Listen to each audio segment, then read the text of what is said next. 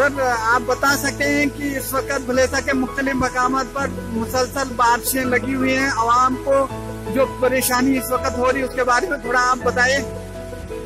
देखिए कल 11 बजे से लेकर इस वक्त तक जो है बारिश लगातार बरस रही है, जो कि सैलाब की शक्ल इख्तियार कर रहा है।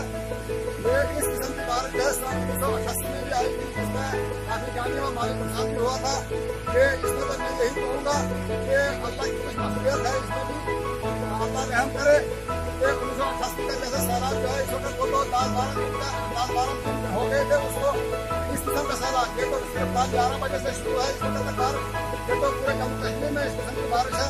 तो ये राजस्थान में हमारे निकलते पाते हैं, मैंने उनको जब फोन पर बात की तो उन्होंने कहा कि यहाँ पर भी मुसलसल बारिश कल 11 बजे से हो रही है। तो सर इस वक्त राशन पानी बिजली वगैरह कहाँ तक दस्तयाब है? राशन पानी बिजली का जो है वो तो सत्यानाश हो चुका है। अहम स्टोर में राशन, स्टोर की राशन से खाली है। बिजली भी कहीं हमेशा कहीं गिर गए हैं।